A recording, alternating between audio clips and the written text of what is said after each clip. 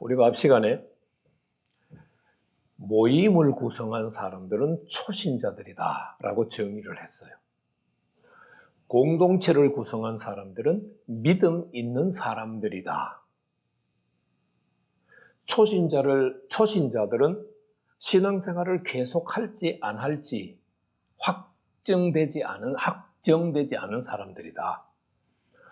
믿음 있는 사람들은 앞으로도 지금까지 해왔던 것처럼 꾸준히 신앙생활할 사람들이다 라고 이제 우리가 생각을 해봤어요. 그럼 이 사람들이 어떤 구체적인 행동을 했는가?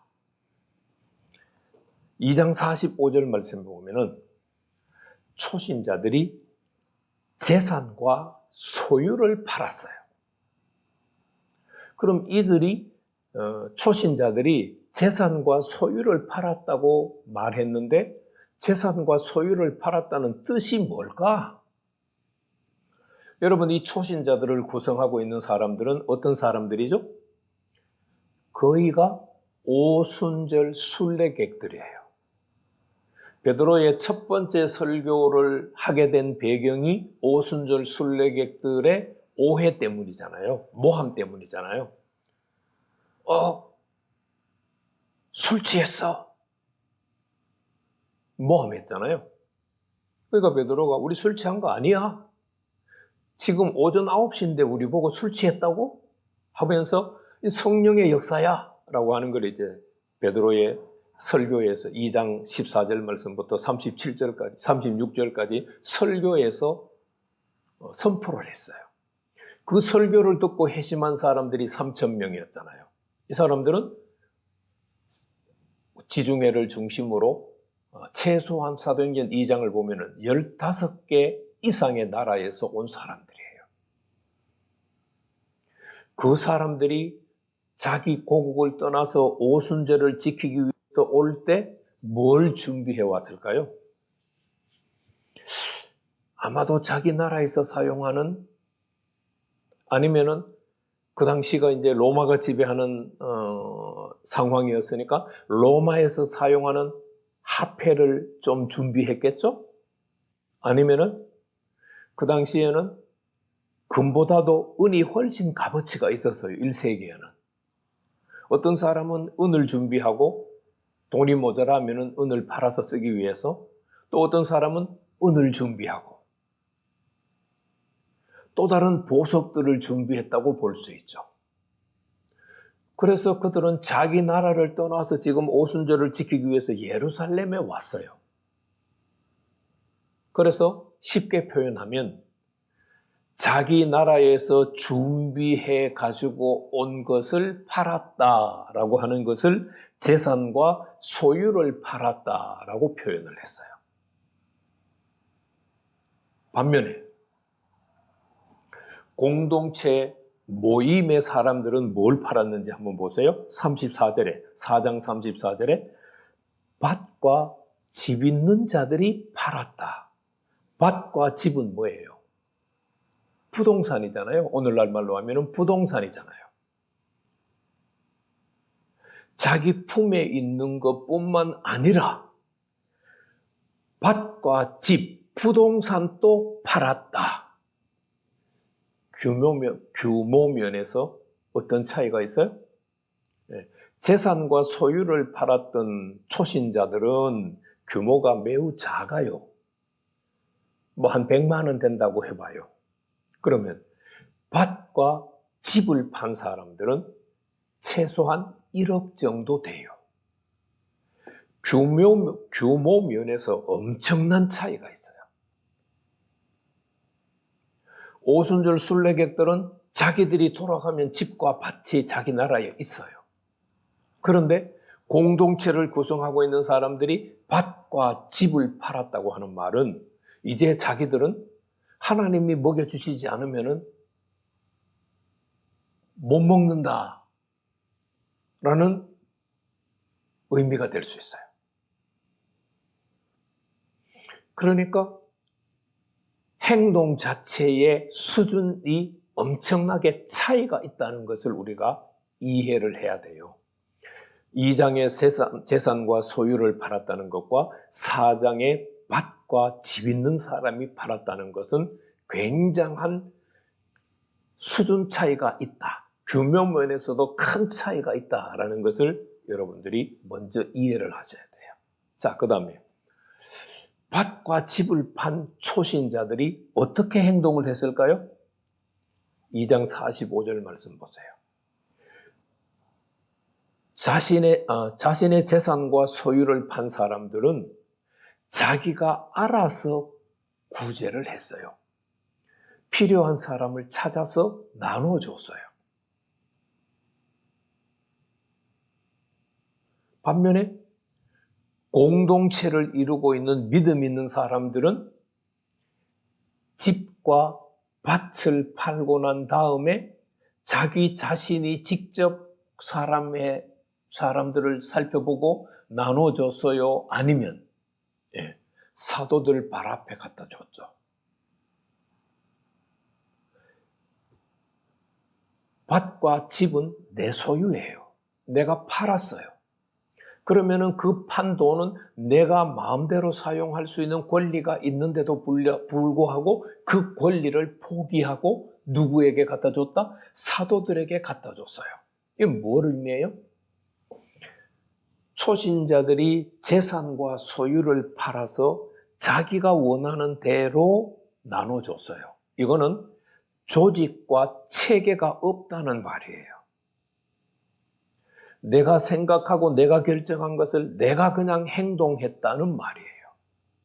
반면에 공동체에 속한 사람들은 밭과 집을 팔았는데 그 돈은 자기 것임에도 불구하고 자신이 누군가를 선택해서 나눠주는 것이 아니고 사도들에게 갖다 주고 사도들이 알아서 해주세요 라고 했다는 말이에요. 그것은 다른 말로 표현하면 조직과 체계를 가지고 있다는 말이에요.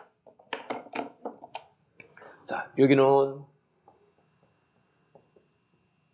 개인이 모든 것을 할 수 있어요. 그런데 여기는 개인이 모든 것을 하지만 반드시 뭐를 따라야 돼요? 조직과 체계를 따라야 돼요.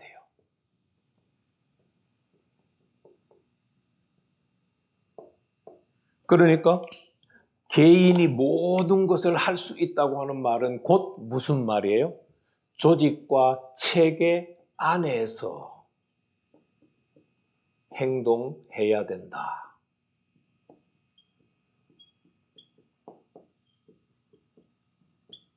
는 말이에요.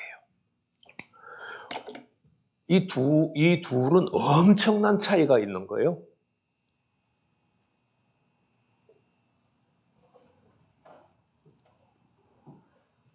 자, 이제 우리가 이것을 정의해 놓고 그냥 일단 정의를 한번 해볼까요? 모임이라고 하는 것은 지금 말씀드렸던 것처럼 개인의 의사결정과 집행이 개인에게 있다. 그게 모임의 본질이에요. 반면에 공동체의 본질은 개인의 의사결정은 조직과 체계 안에서 행해져야 한다. 이게 공동체의 본질이에요. 자, 여러분들이 오늘날 교회에 왔어요. 마음대로 할 수 있어요, 없어요? 마음대로 못하죠. 교회가 정한 법 안에서 해야 된다라는 말이에요. 그런데 이 모임과 이 공동체는 교회가 아니에요. 왜 아니냐? 교회라고 하는 표현을 아직 사용하지 않았기 때문이에요. 자, 그럼 이제 5장 1절에서 11절. 우리가 다 알고 있는 말씀이에요. 아나니아와 삽비라 사건. 아나니아와 삽비라 부부가 5장 말씀에 보면은 1절 말씀에 보면은 5장 1절에 아나니아라 하는 사람이 그의 아내 삽비라와 더불어 소유를 팔았다. 더불어라고 하는 단어에 주목을 해야 돼요. 그리고 이어지는 5장 2절 말씀을 보면 더불어가 무슨 뜻이냐? 두 사람이 의견을 나눴다라는 말이에요. 어떤 의견을 나눴느냐? 자, 이제 많은 사람들이 바깥 집을 파니까 우리도 바깥 집을 팝시다. 팔았어요. 그리고 다른 사람들은 모두가 사도들 앞에 판 돈 전부를 갖다 줬어요. 그런데 아나니아와 삽비라는 의논하기를 우리 전부 다 가지고 가지 말고 예를 들어서 반만 가져갑시다. 그리고 바깥 집을 팔았는 게 이게 전부라고 이야기합시다. 두 사람이 말을 맞춘 거예요. 그러자 이제 남편 아나니아가 반은 감추고, 반이라는 말은 제가 정한 거예요. 설명하기 좋게 하기 위해서. 반은 감추고 반을 들고 터벅터벅 사도인 베드로 앞에 왔어요. 그러자 베드로가 대뜸 뭐라고 얘기해요? 5장 3절 말씀 보세요. 아나니아야, 어찌하여 사탄이 내 마음에 가득하여 내가 성령을 속이고 땅값 얼마를 감추었느냐. 지금 아나니아와 삽비라는 다음에 나오지만 아나니아의 행동을 베드로가 보지 않았어요. 그런데 베드로가 아나니아에게 내가 어찌하여 지금 성령을 속이고 있느냐? 왜 밥값 얼마를 감추고 나서 그거를 전부라고 말하느냐? 아나니아는 그 자리에서 죽었어요.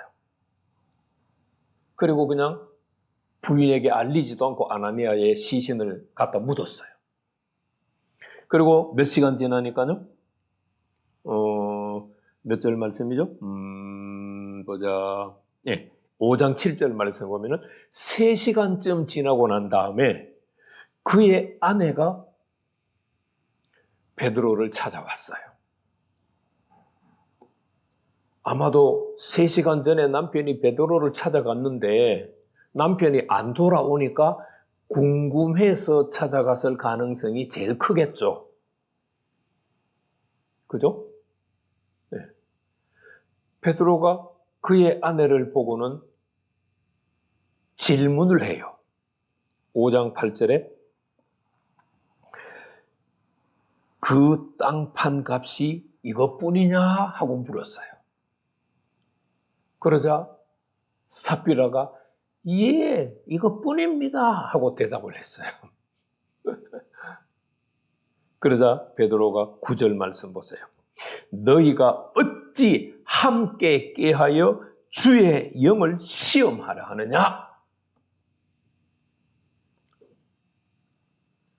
이 5장 1절에서 11절 말씀을 현대 교회는 윤리적으로 해석을 해요. 거짓말했다. 아나니아와 삽비라가 거짓된 마음을 품고 거짓말했다. 여러분, 그거는 초신자가 성경을 해석하는 말이에요. 한국 교회 목회자들이 초신자라고 말하면은 안 되겠지만 그 수준밖에 안 돼요. 왜? 그렇게밖에는 안 배웠으니까요.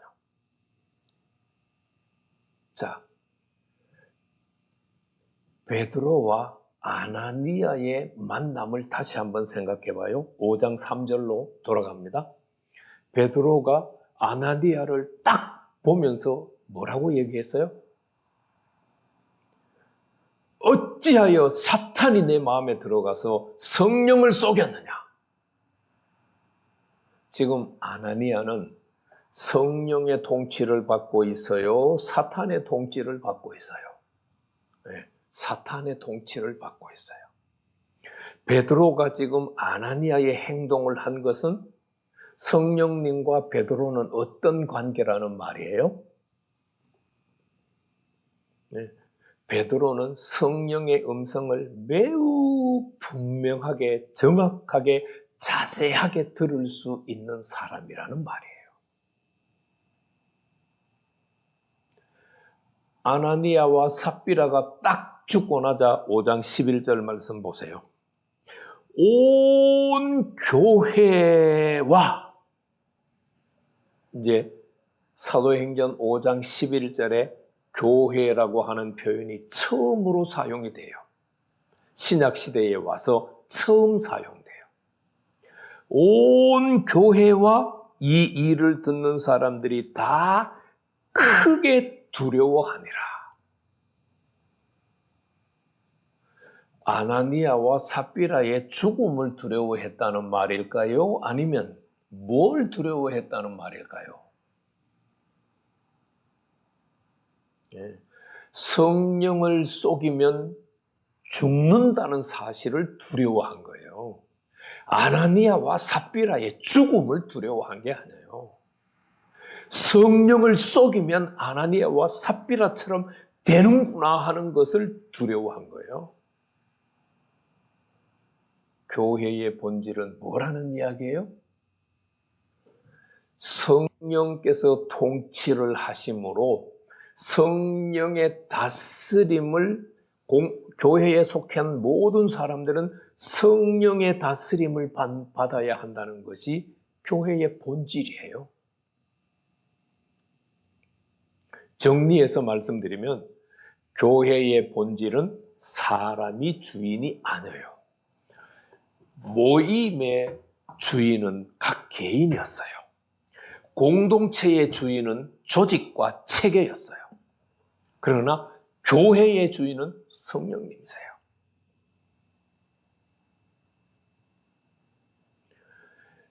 성령님의 통치가 이루어지지 않는 현대 교회라고 부르는 모든 교회라고 부르는 교회들도 공동체일 뿐이에요. 교회가 아니에요.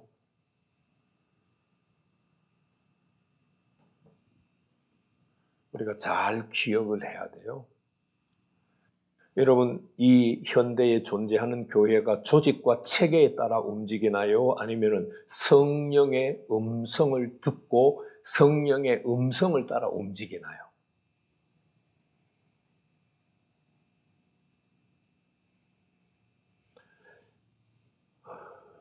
교회의 본질은 성령이 통치하시고 성령이 다스리는 교회, 그것이 교회예요. 한 가지 예를 들고 마칠게요. 중남미에 가면은 콜롬비아라고 있고 거기에 보고타라고 하는 수도가 있어요. 그 보고타 시티에 ICM이라고 하는 교회가 있어요. ICM 약자입니다. 이 교회의 담임 목사님이 세자르 카스텔라노스라고 하는 분이세요. 이름이 길죠? 세자르 카스텔라노스. 제가 1900년대 중반에 이분을 알았어요. 이분과 이분 교회에 대한 소식을 들었어요. 이분 교회에서 여러분들이 들어보셨는지 모르겠지만 G12라고 하는 셀그룹 모임을 창시한 교회예요. 제가 그분을 처음 알게 됐을 때 그분 교회에 셀 G12 그룹이 2,000개가 있을 때예요. 그러면 한 셀에 12명씩 있으면은 그게 2,000개면은 인구가 얼마나 된다는 말이에요? 24,000명쯤 된다는 말인가요?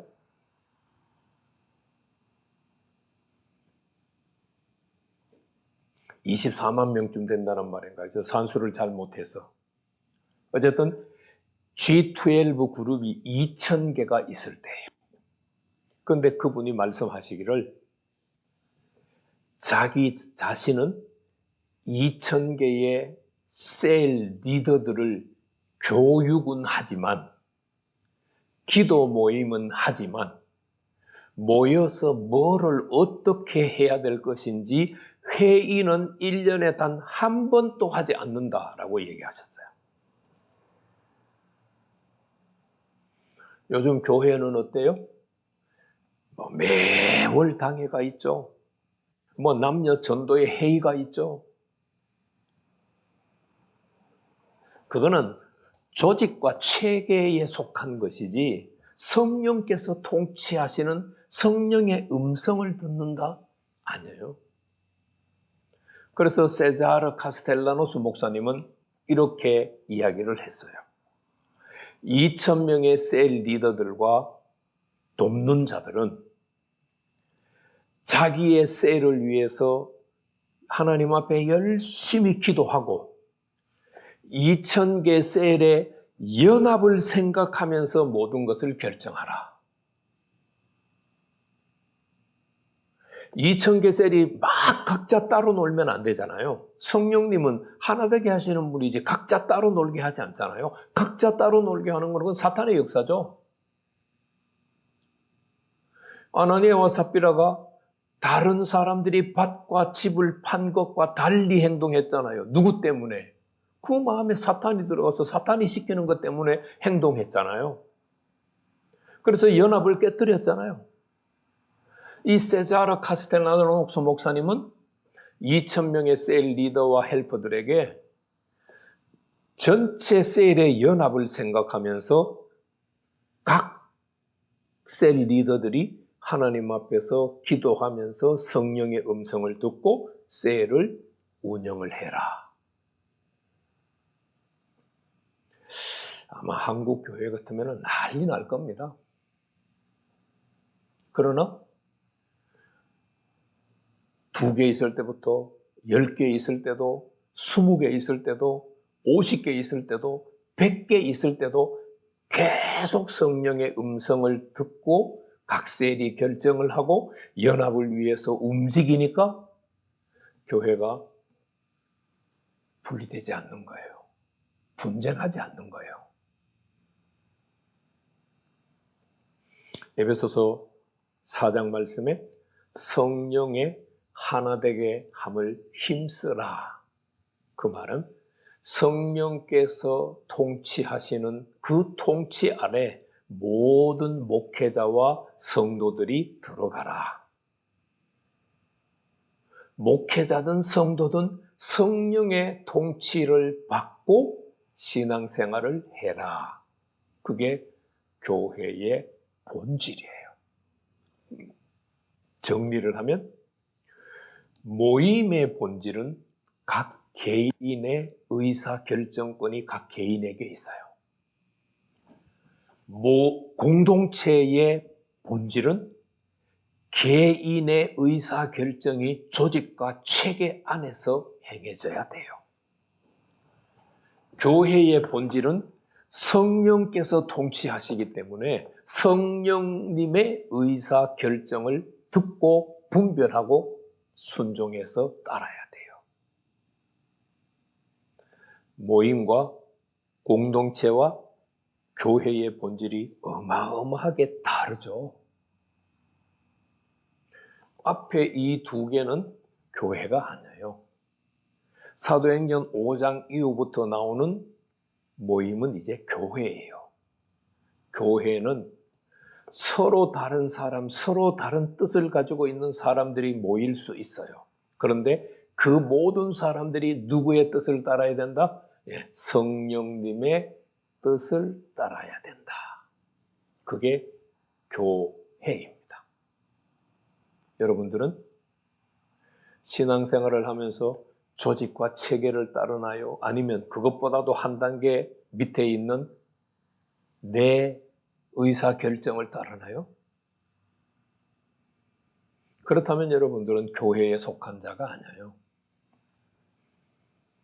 교회라고 하는 이름이 정해져 있고 거기를 다닌다고 할지라도 그거는 진정한 교회가 아니에요. 진정한 교회는 성령님이 통치하시는 교회다. 목회자와 모든 성도들이 성령의 음성을 듣고 순종하는 교회다. 그게 교회의 본질인 것을 꼭 기억했으면 따랐으면 좋겠습니다.